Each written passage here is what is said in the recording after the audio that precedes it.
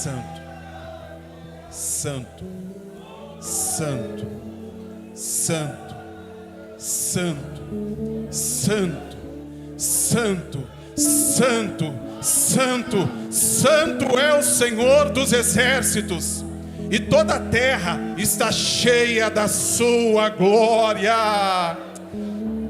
Aleluia, que presença gloriosa, que presença poderosa é essa que envolve este lugar, este ambiente. Eu não sei se você pode compreender a magnitude da glória de Deus neste lugar, mas há uma presença poderosa que você que está conectado conosco, existe uma presença poderosa neste momento. A presença do Senhor está neste lugar, e nós podemos dizer: santo, santo é o Senhor dos exércitos. Assim como os anjos declaram: Kadosh, Kadosh, Kadosh, Adonai Elohim Sabaoth, santo, santo, santo é o Senhor dos exércitos. Aproveitando que você está de pé, abra a tua Bíblia comigo em Deuteronômio, o capítulo de número 5.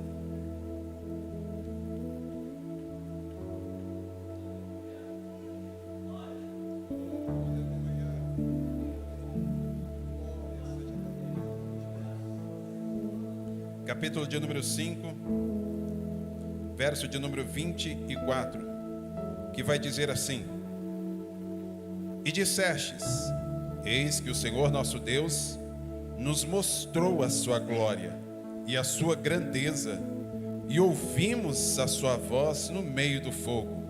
Hoje vimos que Deus fala com o homem e ele vive. Você pode dar um glória a Deus? Feche os seus olhos por um instante e curve a tua cabeça. Eterno, nós te glorificamos por estar na tua casa. Nós te exaltamos, ó Deus, pela tua presença que toma conta deste lugar, que toma conta deste ambiente. E o Senhor disse que aonde 2 ou 3, Senhor, em o Senhor estiver, ali o Senhor está no meio. E eu tenho certeza que o Senhor já está neste ambiente, já está neste lugar. E este lugar não é outro lugar, a casa do Senhor nosso Deus. Eu te peço, ó Pai, que o Senhor manifeste a tua graça, a tua glória. Senhor, que tudo que tem te atrapalhar, Senhor, este cultuar, que todas as ondas, ó Pai, sejam repreendidas e neutralizadas agora no poder do nome de Jesus. Que todo o poder das trevas que tente de alguma forma atrapalhar aquilo que o Senhor tem, ó Deus, a este lugar, a este povo, Senhor, que me escuta, seja agora, Senhor, repreendido no nome de Jesus, ó Pai. E que a tua presença continue conosco. No nome de Jesus nós te agradecemos. Amém e amém. Tome teu assento glorificando ao Senhor. Oh, aleluia.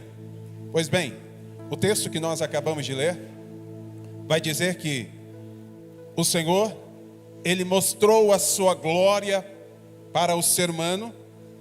E hoje eles acabaram narrando dizendo que nós vimos a sua glória. Nós vimos a sua grandeza, nós vimos o seu poder, e vimos que Deus fala aos homens, e que o homem não morre, mas ele vive quando o Senhor Deus fala com ele.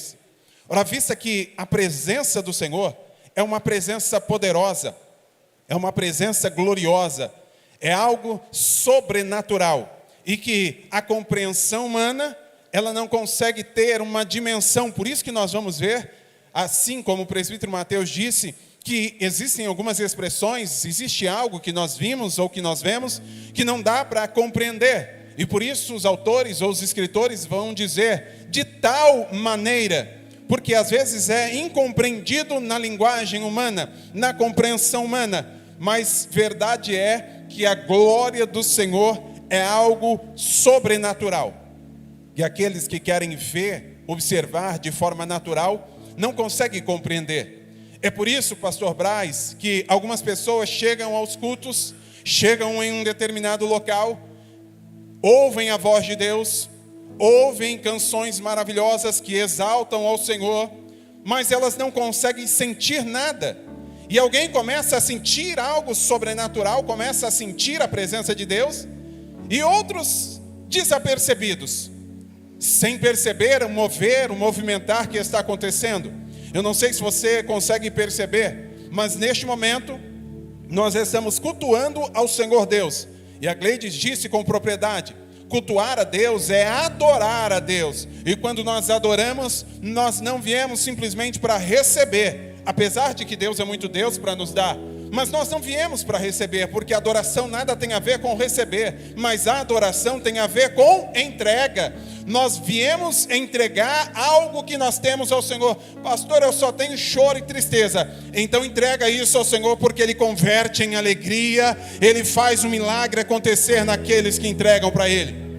Por isso que a adoração, nós temos que adorar ao Senhor. E algumas pessoas, infelizmente, acabam ficando desapercebidas e não conseguem compreender. Mas verdade é que nós estamos em batalha. O inimigo da nossa alma, ele anda ao derredor, bramando como leão, buscando pessoas que possam tragar. Por isso que algumas pessoas ficam viajando em suas mentes e não conseguem compreender a palavra, aquilo que Deus tem reservado a cada um de nós. Verdade é que o Senhor Deus tem algo especial para cada coração, para cada um daqueles que estão aqui neste lugar e aqueles que estão conectados conosco. Nós compreendemos então que a glória do Senhor é algo maravilhoso. Na prédica aqui do começo deste culto, nós ouvimos acerca do profeta Isaías. E quando Isaías, ele começa a enxergar e ver algo sobrenatural e diz: no ano em que morreu o rei Uzias, eu vi o Senhor assentado em alto sublime trono. Nós já escutamos aqui que Isaías era parente próximo do rei.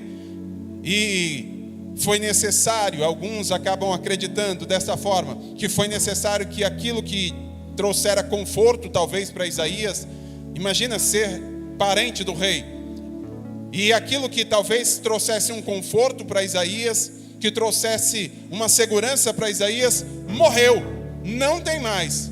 E exatamente neste ano que o rei morre, Uzias morre, Isaías ele consegue enxergar um alto e sublime trono. Sabe por que alto? Porque ele parou de olhar para baixo, ele começou a olhar para o alto. O Salmo 121 vai dizer: eleva os meus olhos para o monte, de onde me virá o socorro? O meu socorro vem do Senhor que fez os céus e a terra.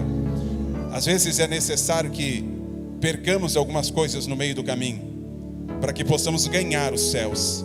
Eu não sei aquilo que você precisa perder para você poder enxergar a glória de Deus, para você enxergar o Senhor assentado em um alto e sublime trono. Talvez seja algo externo, mas talvez seja algo interno. Talvez o teu orgulho tenha que morrer para você ver a glória de Deus. Talvez seja a sua soberba, talvez seja a sua inteligência, talvez seja algo que você tem que deva morrer para você ver o Senhor assentado em um alto e sublime trono.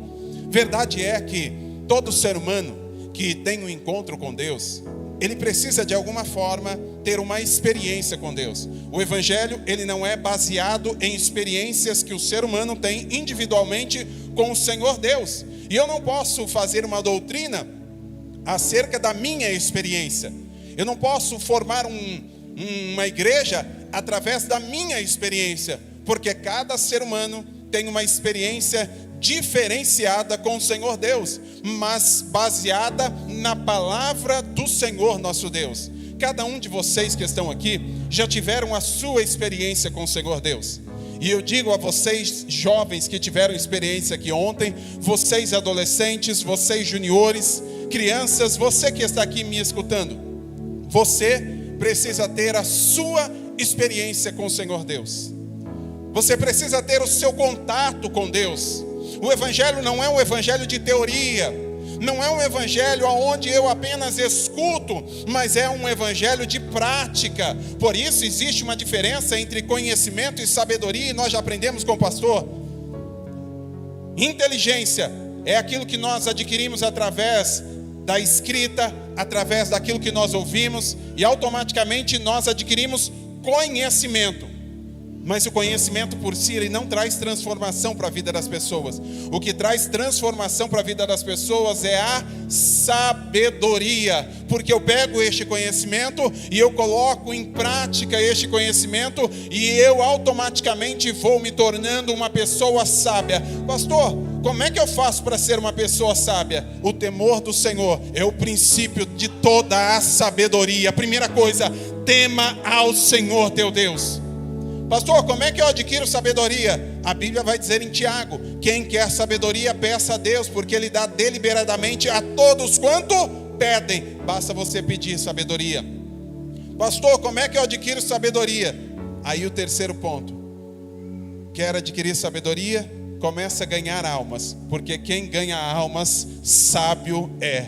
Você deve entender o princípio de todas as coisas. Por isso, cada pessoa tem a sua experiência com Deus. E Deus colocou um tema no meu coração, e eu falando ali ao pastor Rafael, que o Senhor Deus, Ele é especialista em detalhes. E eu aprecio cada detalhe, cada momento, cada palavra, cada hino, cada pessoa que fala. E eu entendo que tudo está conectado, porque o Senhor Deus é quem comanda todas as coisas. Sabe por quê? Porque nós já aprendemos: São José dos Campos e o reino dos céus. O Senhor é quem comanda todas as coisas, e Ele é Senhor dos exércitos. E Ele tem vários exércitos. E eu fico vendo, e tudo aquilo que o Senhor havia plantado em meu coração, a partir do momento que fiquei sabendo que ia ministrar, o Senhor foi confirmando através daqueles que falaram aqui. E o tema que Deus colocou no meu coração é: o que a tua glória fez comigo? E eu vou te dizer de novo: o que a tua glória fez comigo? Eu queria que você olhasse assim. Sabe quando você olha assim? Talvez você pareça, as pessoas olham e falam: nossa, mas não está olhando para nada. Mas você tem um objetivo, você está enxergando o céu. Você já teve essa percepção que você está olhando assim, mas você está pensando no céu? Então começa agora a olhar assim, ó, e começa a pensar agora: o que a tua glória fez comigo? O que a tua glória fez comigo? E começa a lembrar aquilo que o Senhor Deus fez no teu coração. Começa a lembrar aquilo que o Senhor Deus fez na tua vida. Começa a lembrar agora de onde foi que Ele te tirou. Começa a lembrar agora das promessas que Ele fez com você. Começa a lembrar agora de todos os livramentos que Deus te fez. Começa a lembrar agora de tudo aquilo que Deus te fez. E a Bíblia vai dizer: eu quero trazer à memória aquilo que me traga esperança. E não existe nada mais que nos traga esperança tão forte quanto a glória de Deus, quanto a presença de Deus. E exatamente hoje, e eu fico olhando realmente detalhes, dia 26 de março, e logo pela manhã, eu recebi um lembrete do nosso aplicativo, do aplicativo da igreja, a igreja me parabenizando. Pastor, parabenizando por quê? Porque no dia 26 de março, hoje, porém do ano de 2000, eu estava descendo as águas batismais. Hoje completa 23 anos que eu decidi a minha vida para Cristo e entregar toda a minha vida para Cristo. E começa a vir um monte de sensações, de emoções dentro da minha alma, dentro do meu coração. Algumas de alegria, outros de tristeza, de angústia, mas principalmente de felicidade, porque o Senhor é bom em todo tempo, e em todo tempo o Senhor é bom. Verdade é que eu tenho as minhas experiências com o Senhor Deus. E eu volto a dizer, cada um de vocês precisam ter a sua experiência. Nós não podemos pautar o evangelho em nossas experiências, mas na palavra do Senhor. Mas eu preciso ter as minhas experiências. Eu me batizei na rua Genésia B. Tarantina, muito conhecida para muita gente aqui que está aqui e para alguns que estão conectados conosco. Nós estamos presenciando talvez algo triste para a nossa sociedade, pois um monumento, posso dizer, histórico da nossa cidade. Um dos templos mais antigos de São José dos Campos, ele está vindo abaixo, está acabando. Quem passa ali pela rua Genésia B. Tarantina está vendo que ele já não está como estava antes. As janelas já começaram a sair, os telhados já saíram, e daqui a pouco não vai ter mais nada ali. Pastor, por que o senhor está dizendo isso? E eu sentado ali, o Senhor Deus falando comigo. Lembra quando eu passei e eu falei para os meus discípulos: não ficará aqui pedra sobre pedra? Eu falei: lembro, Senhor, o teu reino não é aqui, a tua história não termina aqui. O que eu tenho para você é nos céus, e o que eu tenho para minha igreja é nos céus. Por isso que o Senhor comanda todas as coisas, e tudo está sob o controle dele. Mas eu me lembro, isso são histórias, e ninguém tira a minha história. As pessoas podem tirar os tijolos, As pessoas podem tirar qualquer outra coisa, mas as histórias ninguém pode tirar. As experiências que eu tive e que tenho com o Senhor Deus, ninguém pode tirar. E eu vou te dizer uma coisa: ninguém rouba a tua história, ninguém rouba aquilo que Deus fez com você. E eu me lembro que nesse dia, exatamente, eu me lembro de detalhes. No dia 26 de março, eu morava no Jardim Uirá, na Rua dos Mutuns. E naquela ocasião, sempre fui uma pessoa muito tímida. E eu já contei aqui que eu não tinha naquela ocasião condições de ir, porque a maioria das pessoas não tinham carros como nós temos hoje. E não tinha esse dinheiro, e eu tinha 17 anos de idade. Ninguém da minha casa servia ao Senhor. No dia que eu saí da minha casa, a minha mãe estava bêbada, bebendo com 2 homens estranhos que eu nunca havia visto naquele lugar. E ela estava ali. Mas eu falei: Senhor, eu não importa onde eu nasci, mas importa a história que eu vou construir através daquilo que o Senhor tem para mim. E eu saí daquele lugar e eu não tinha dinheiro. Eu não tinha condições de ir àquele lugar. E eu olhei para um amigo e falei: e agora, como é que a gente vai? Eu falei para ele assim: eu vou de a pé, você tem coragem de ir comigo? Ele falou: tenho. Por isso que a Bíblia diz: não é bom que o homem esteja só. Simplesmente ele vai fazer uma companheira, uma adjuntora. Mas também o Senhor vai dizer que se um cair, o outro ajuda a levantar. Por isso que o Senhor mandou de 2 em 2. Por isso que a corda de 2 dobres ou de 3, ela é muito mais forte. Por isso que você não foi feito para ficar sozinho. Por isso que você não foi feito para ficar isolado. Se ajunte a pessoas, se ajunte à igreja, porque você perto da igreja, você vai estar perto do fogo. E perto do fogo o inimigo não vai ter poder para te tocar. Se achegue perto das pessoas. Você que é jovem, se achegue perto dessa juventude. Ah, mas é que eu não gosto disso, eu não gosto daquilo. Você não precisa gostar de tudo, mas você precisa amar. E para amar precisa estar junto. E aí, eu me lembro que eu fui caminhando. E para quem conhece aquela região, eu atravessei a Avenida dos Astronautas. Pastor Brás conhece bem aquela avenida. E eu comecei a andar. E eu glorificando a Deus, exaltando a Ele, louvando a Ele, cantando hinos. Eu tinha exatamente 3 meses que eu tinha levantado a minha mão para o Senhor. E naquele momento, eu posso ver detalhes. Eu me recordo um irmão que estava à minha frente, o Everton, que eu nunca mais o vi, mas eu me lembro do nome dele e do rosto dele.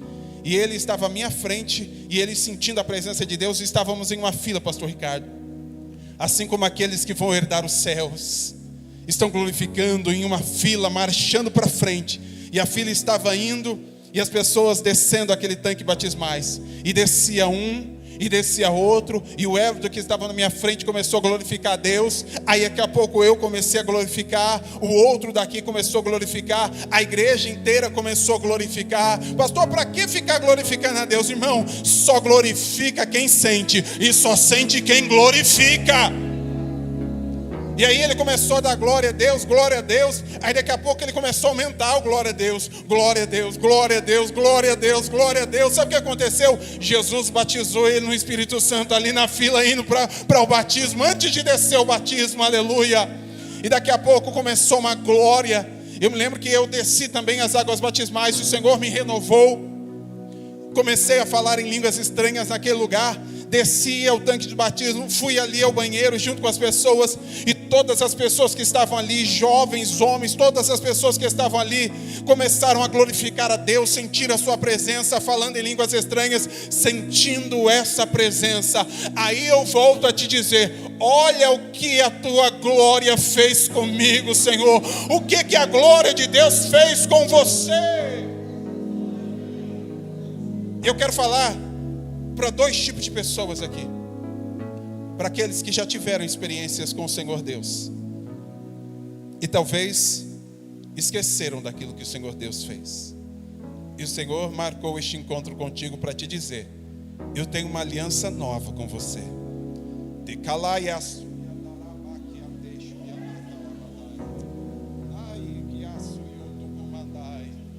O Senhor tem uma aliança nova com você. Fica tranquilo, porque o Senhor Deus vai fazer algo sobrenatural na tua vida. Então já vai dando lugar aí, já vai dando lugar, já vai glorificando ao Senhor Deus, já vai sintonizando no trono da graça. E com você, que talvez entrou aqui e ainda não ouviu falar deste evangelho, ou se afastou deste evangelho, se prepara, porque Deus tem algo especial para o teu coração e para a tua vida. E você que está conectado conosco aí também. Mas olha o que a tua glória fez comigo. Eu quero me adiantar aqui e aproveitar, porque aqui tem um povo que é apaixonado pela escola bíblica dominical. E hoje foi uma bênção. Só faltou você, mas eu te encontro lá domingo que vem. Eu posso te ouvir um amém? E aí eu ganhei tempo, porque você é um leitor da Bíblia Sagrada. Êxodo capítulo 3. Moisés havia saído do Egito. Havia saído ali, porque ele havia matado um egípcio. E ele foge e vai a Midian. Ele encontra a sua futura esposa, o seu sogro, e agora ele está ali cuidando, depois de 40 anos que ele havia passado no Egito, agora 40 anos no deserto, cuidando das ovelhas, cuidando dos animais, e de repente o Senhor fala: eu vou marcar um encontro com esse Moisés aí, ele vai ver quem eu sou, e literalmente, eu sou, se apresentou a Moisés. De repente uma sarça ardente estava ali.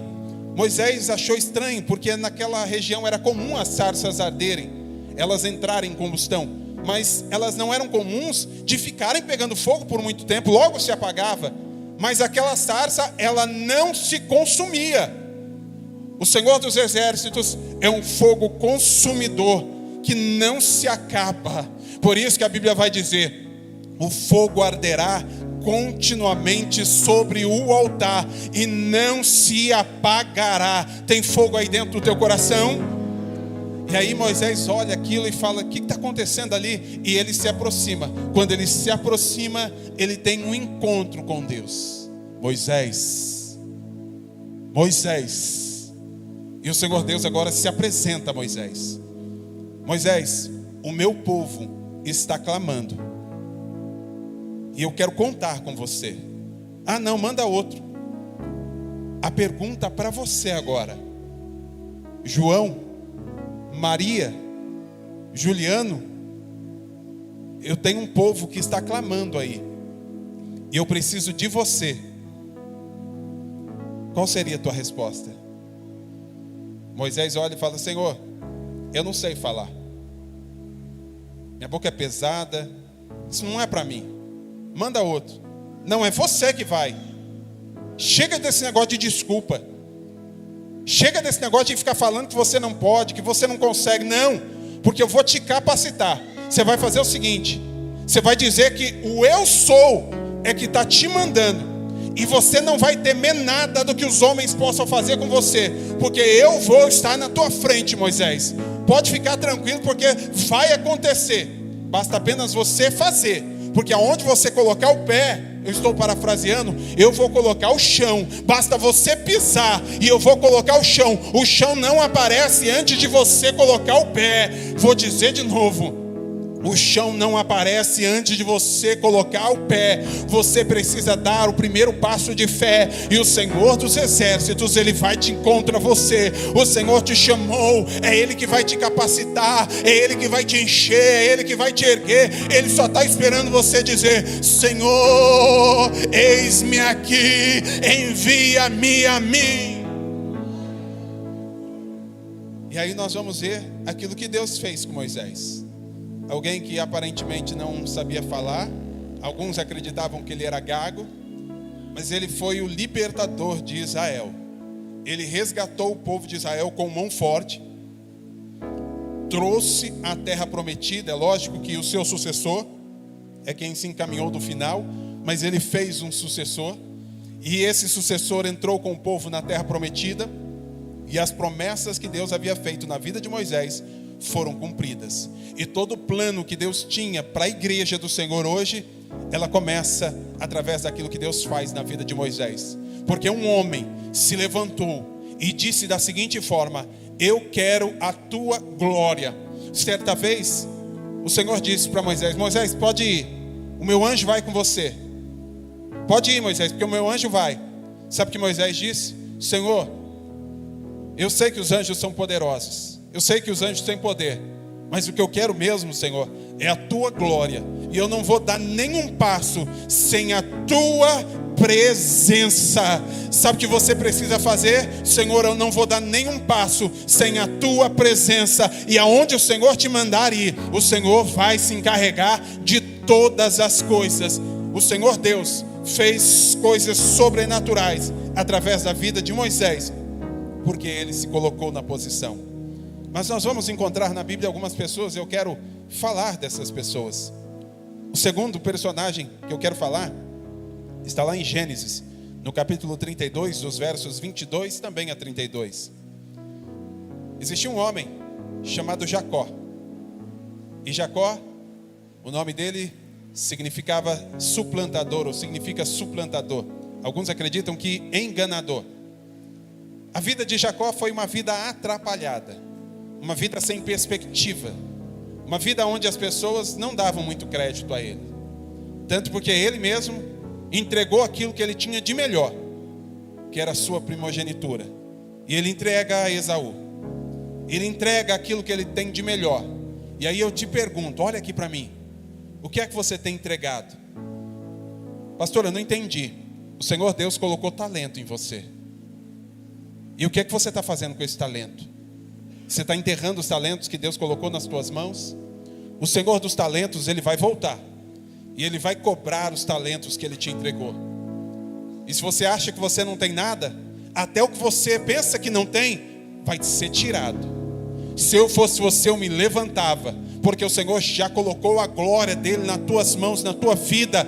Basta você se levantar. Mas eu tenho só um. Então começa a granjear esses talentos, começa a aperfeiçoar esses talentos, porque o Senhor dos exércitos, Ele conta com você. Jacó agora, ele encontra a sua batalha. E todos nós, como eu acabei de dizer, nós temos as nossas batalhas, nós temos as nossas dores, nós temos os nossos enfrentamentos, nós temos os nossos medos. Escute o que eu vou te dizer: medo não foi feito para fugir, medo foi feito para enfrentar. Enquanto você fugir dos seus medos, você pode fugir de igreja, você pode fugir de bairro, você pode fugir de cidade, você pode fugir de país, mas o medo vai te encontrar lá. Você não pode fugir dos teus medos, você precisa enfrentar os seus medos. Jacó tinha um medo terrível, sabe de quem? Do seu irmão, de Esaú. E ele fica apavorado. Mas numa noite, ele começa a fazer aquilo que ele deveria fazer: buscar a presença do Senhor Deus, buscar este amor incondicional. Sabe por quê? Porque o amor lança o medo fora.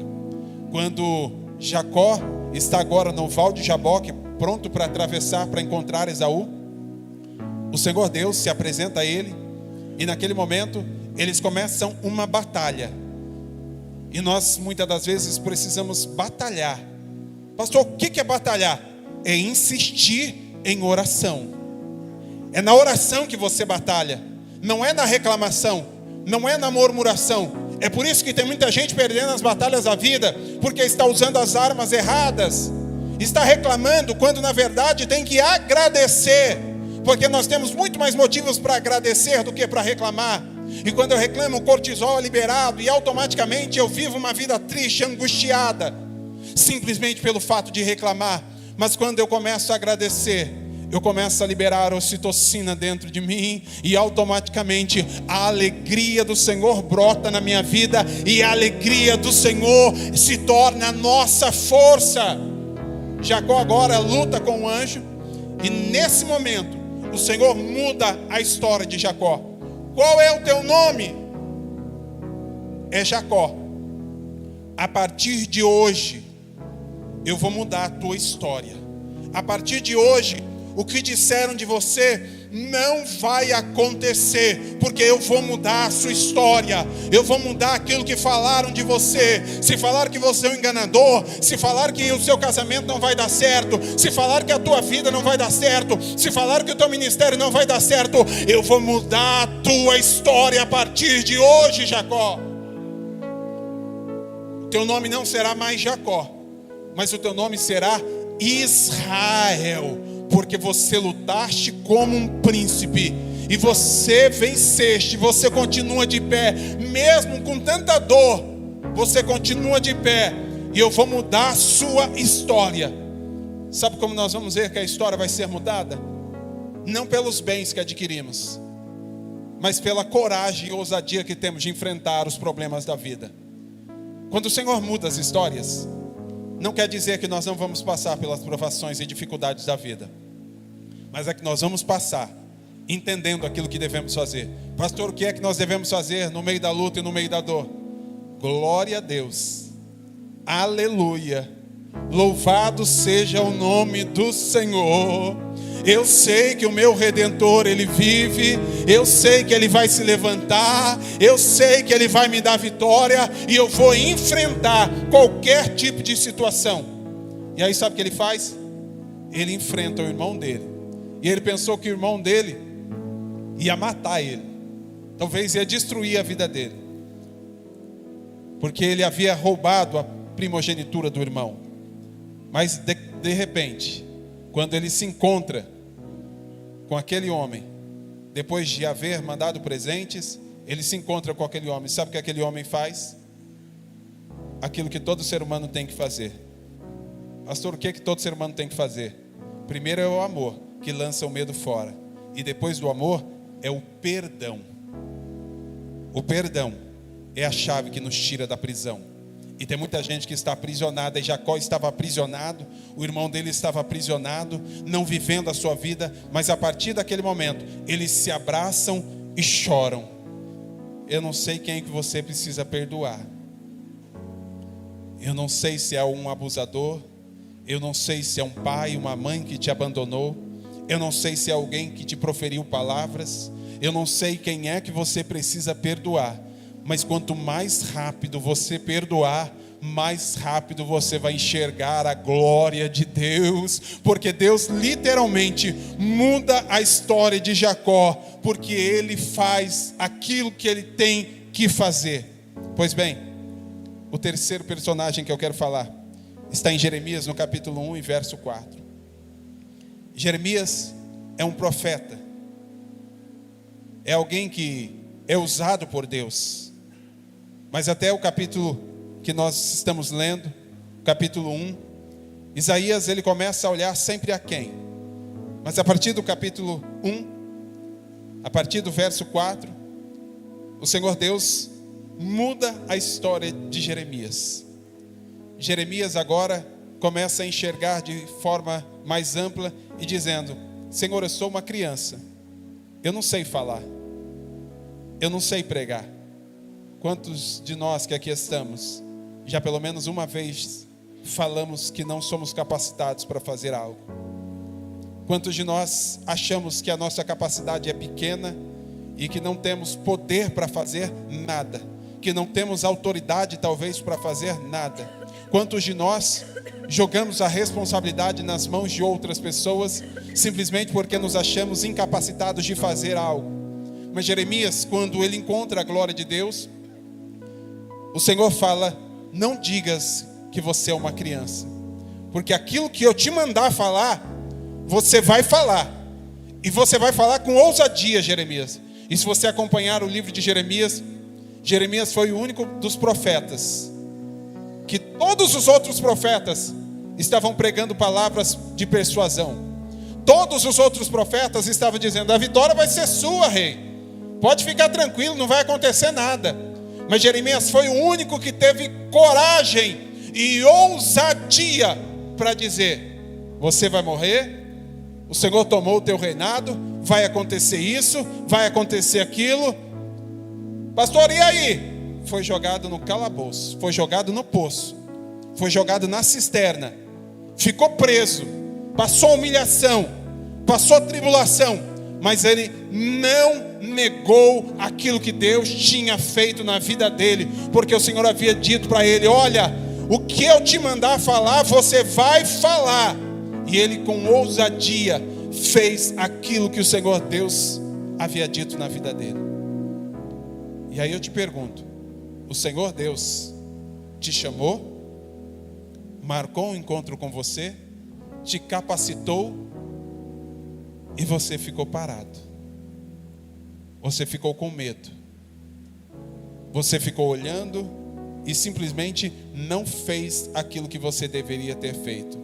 Quantas almas estão perecendo porque você não teve coragem de falar para essa pessoa? Eu me lembro de inúmeras vezes que o Senhor Deus tocou o meu coração para falar com pessoas. E a mesma vergonha que você tem, eu também tenho, de chegar para um desconhecido e falar algo. Mas eu me lembro uma vez, a Lavínia ainda muito nova, num carrinho de bebê, e eu levando ela, caminhando com ela num carrinho de bebê, logo pela manhã, e de repente o Senhor Deus olha para mim e fala: está vendo aquele jovem ali? Falei: tô, Senhor. Vai lá e fala para ele que eu amo ele, que eu tenho uma obra na vida dele. A gente logo olha e fala: ah, é da minha carne. Não, eu não vou falar isso. Eu nem sei quem é, Senhor. Não vou falar. Quantos de vocês já ouviram a voz de Deus e depois vêm aos cultos e ficam falando: Senhor, fala comigo? Mas o Senhor fica falando ao teu ouvido, dizendo: vai lá, diga para ela que eu a amo, diga para ele que eu tenho uma obra na vida. E você olha e fala: Senhor, não, manda outro, Senhor. O Senhor não precisa de nenhum de nós, mas Ele conta conosco para fazer a sua obra e a sua vontade. E Jeremias agora, ele literalmente ouve a voz, assim como eu ouvi aquela voz naquele dia. E eu cheguei até a esquina, mas eu não resisti. Eu virei o carrinho, voltei, falei: jovem, eu não te conheço, mas meu Deus manda te dizer que Ele te ama e que Ele tem uma obra na sua vida. Pastor, e aí? Eu não sei se ele se converteu, eu não sei a história dele, talvez eu já até encontrei ele por aí em algum lugar, mas o Senhor Deus, Ele conta conosco para fazer a sua obra. Milhares de pessoas estão precisando ouvir que Jesus salva, que Jesus cura, que Jesus liberta e transforma. Pastor, as pessoas não querem mais ouvir de Jesus, é mentira. Eu falei isso hoje com o pastor Ricardo. Ele há muito tempo atrás havia me dito à igreja: olha, as pessoas por aí estão dizendo, as pessoas não querem mais ouvir de Jesus. É mentira. O que as pessoas não querem é ouvir falar de um Jesus que as pessoas nem conhecem, que é um Jesus fracassado, um Jesus que está pregado no madeiro, um Jesus que não muda a história, um Jesus que as pessoas não conseguem viver. É esse Jesus que as pessoas não querem ouvir. Mas o meu e o teu Jesus, que é um Jesus poderoso, que veio a essa terra, que morreu na cruz do Calvário, que ao terceiro dia ressuscitou, esse Deus que está sentado à direita de Deus Pai Todo-Poderoso, as pessoas estão sedentas querendo ouvir Jesus. Eu estava em um casamento ontem também celebrando, e ali comecei a falar, e daqui a pouco, no meio do casamento, alguém lá do outro lado: glória a Deus. O outro do outro lado: aleluia. Pastor, era culto? Não era culto, era casamento. Mas no casamento Jesus também salva, no casamento Jesus também fala, na rua Jesus também fala, no seu trabalho Jesus também fala, na escola, adolescentes, jovens e crianças Jesus também fala, e Ele quer falar através de você. É só você dizer: Senhor, eis-me aqui. E para finalizar, viaje comigo nesse momento. Um homem está com umas cartas, talvez debaixo do braço, eu não sei, mas ele está com mais 2 homens e ele está caminhando. A Bíblia não fala que ele estava de cavalo, apesar de alguns falarem, mas ele está caminhando. De repente vê um clarão, uma luz muito forte, ele cai, se prostra, e daqui a pouco ele começa a ouvir uma voz: Saulo, Saulo, por que me persegues? E naquele momento o Senhor se apresenta a Saulo. Você já conhece a história. Saulo, ele se transforma em um dos maiores missionários, pregando a palavra do Senhor, fazendo coisas maravilhosas na presença deste Deus Todo-Poderoso, em açoites, em prisões. E ele mesmo vai dizer: quantas perseguições eu passei em Listra, em Derbe, em Icônio, em tantos outros lugares. Quantas dificuldades eu passei.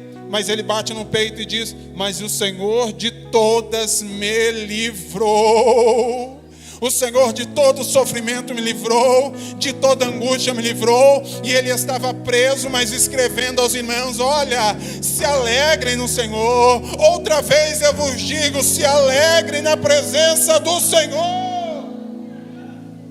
O Senhor mudou a história de Paulo, assim como ele mudou a minha história, e assim como ele mudou a história de várias pessoas que aqui estão.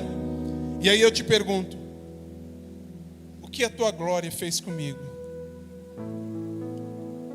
Aqui diante de vós está alguém totalmente incapacitado, alguém que não vem de uma linhagem sacerdotal, alguém que não tinha perspectiva de vida alguma, alguém que não tinha clareza naquilo que queria ou que ia fazer, alguém que a sociedade olhou e disse: olha, esse aí vai ser morto pela polícia. E eu me alegrei porque depois de 23 anos eu fui pregar em uma igreja esses dias, e um jovem veio me abraçar depois do final do culto, e ele me abraçou, e daqui a pouco ele contando a esposa dele, a gente estudou junto.